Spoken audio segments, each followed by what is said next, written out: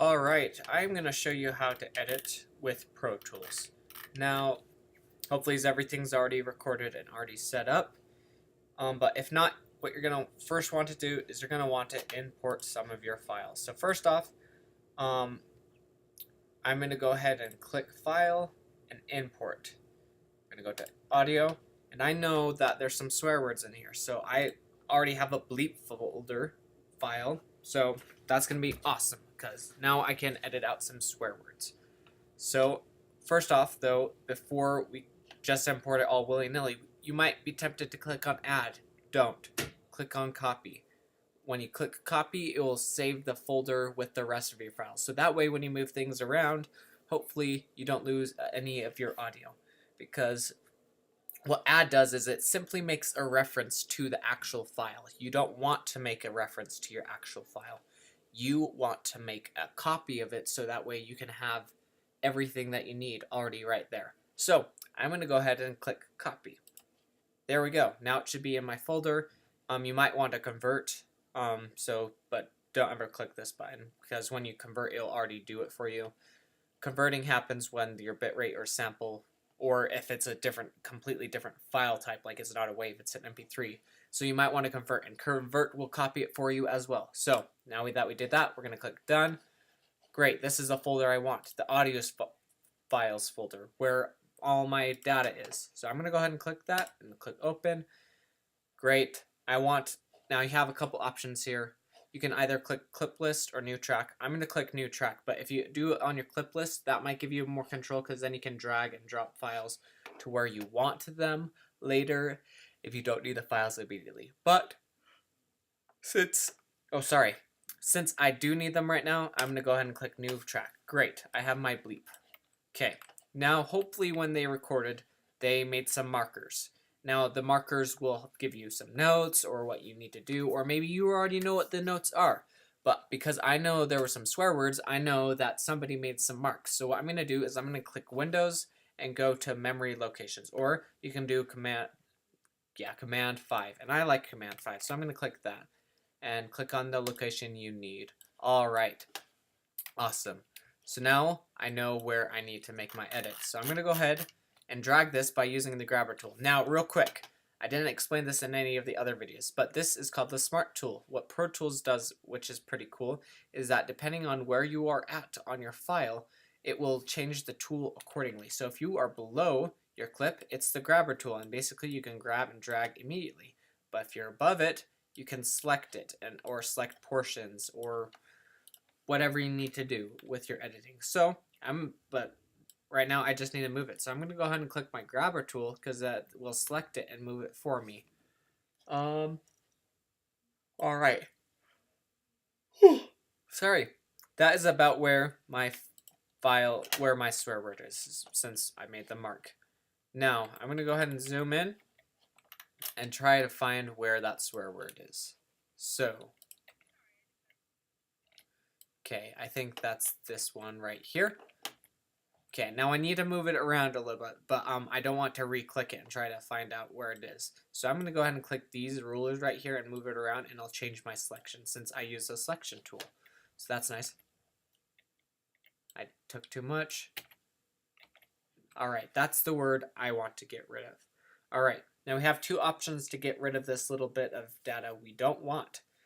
We can either press the delete key like so, or we can press B, which will separate it, which you might want to use the separation tool from time to time. But if you're going to use the separation tool, you might need a little bit more purpose. Right now, I just need to delete it. So I'm going to go ahead and click delete. Now, great. Now I have my area. Now, what I can do is I still might have some essence of the swear word, and I just want to make it a clean edit. So the swear word might have been picked up by the other microphone, even though she was talking into this microphone. So I'm going to select the space that I deleted and go to the other track because I'm using the link track and edit tool, or link edit, one of these. I don't remember the name. And I'm going to go ahead and delete it there. Now you might not want to do that because the other person might be talking and they might be talking over each other. But yeah, basically you want to listen to it before you make the edit. Now, I still only want the beep in the location she swore. I don't want it to be playing throughout. And now I have a couple choices to do that. I can either select, go down and click B. Nope, I pressed the wrong key. Click B, which will separate the clips. Okay, and then I can delete the stuff around it. Another option you can use to trim it down to just a little bit is if you go to the spot you want to click and you press the A key, and that will get the beginning of it. And then you go to the other part and you click the S key. And the A and S key will trim it down to whatever you need to. And it basically acts as a trimmer tool. Now the trimmer tool, you can also do the same thing. You can trim it down like this by going to the end of your clip, and hopefully at the end of your clip you can go like that. Same thing with the other side, but I'm not going to do that. So great. Now we have a good clean bleep. Yeah, awesome. Now another thing you might want to know is that when you press the shift key, you can move side to side like this instead of scrolling up and down. So that's nice. You can also press the R key to zoom out and the T key to zoom in. If you want to go to the beginning of your piece or whatever the recording, you can press the return key and great, you're at the beginning. Now I know that she started talking a little bit early, so I'm going to find out. And alright, there's where I need to edit her out. So I'm going to click that, then go to my other track and click the A button. Now there is one more thing you need to know. You can go like this and add fades. Fades will make it a little bit smoother. So when now you don't want to do fades too harshly. The only reason why I'm adding these fades is just in case there's any extra noise in the background. It will smoothen it out a little bit so you can think, okay, this is the start of the recording. So hopefully that works. You can edit your fades like this. Pretty simple. So basically all the keys that you'll need to know is the R and the T key, the A and the S key, the B key, the space bars will play the things, the shift key. So just those keys. And hopefully that will help you. So now that we are done with editing, not really, but I'm just going to go ahead and show you. Oh, actually, one more thing. So although your mixer should be hopefully doing some gating and editing for you, you might want to do a little bit more. So for example, I know, supposedly, I don't know, that there's some extra noise because, I don't know, they touched the microphone and it's being extra loud. So you can also delete that the same way you deleted it. But hopefully you might not need to do any of it because they are going to be adding a gate and be doing their own editing with the gate. Now that we have everything done, edited, we're going to go ahead and select everything by triple clicking on the top, and we're going to consolidate our files since we need to do that.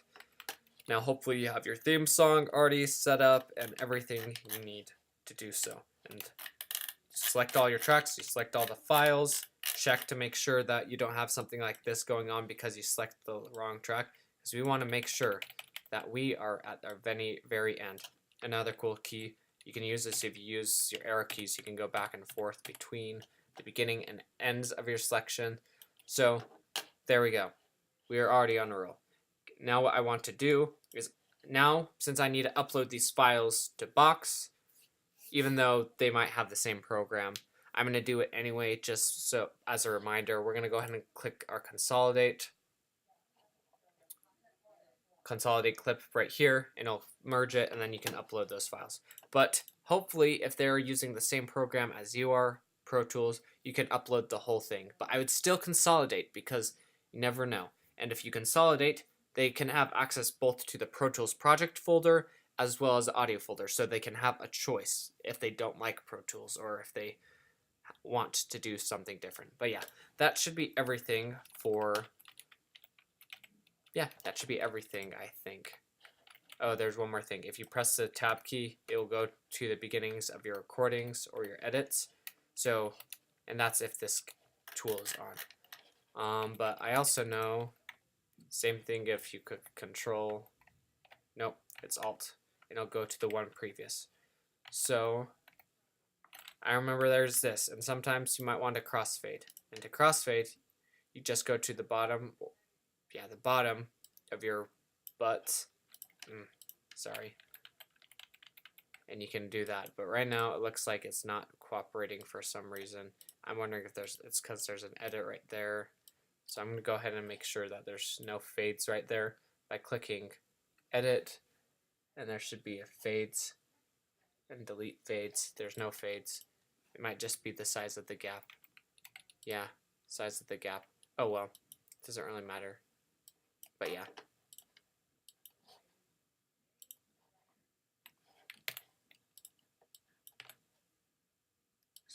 Just basically want to show you that you can do crossfades too.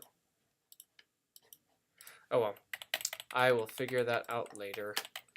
But yeah, if you miss some things, don't worry about it too much. Basically what you are going to be doing is you're going to be doing the simple stuff that the editor can already do, thus saving a little bit extra time. Like getting rid of the swear words is going to be a lot easier for him, so that way he can worry more about the dynamics and the sound of the actual sound versus, oh, I need to take care of this one sliver of audio and I need to check the whole track for it. If you already know where it is, that's going to be a little bit more convenient for him or her. But yeah, that is how to edit with Pro Tools, essentially. Oh, one more thing though.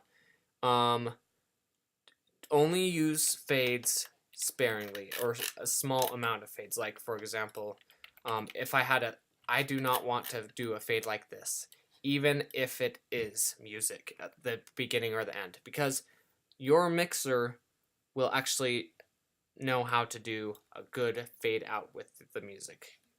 But if you already faded for him, he's not going to be able to fade it like the way you want. And if you fade it like this, it's going to kind of ruin your audio. So you want to keep them small, very small, basically unnoticeable, so that way he can worry about the important things. So like for example, if we go to the beginning of our audio, what I did was I cut out a word and I didn't want the silence to go in, and so yeah, I made it very small so that I could still hear it, not over the actual transient where she spoke. This is called the transient, by the way.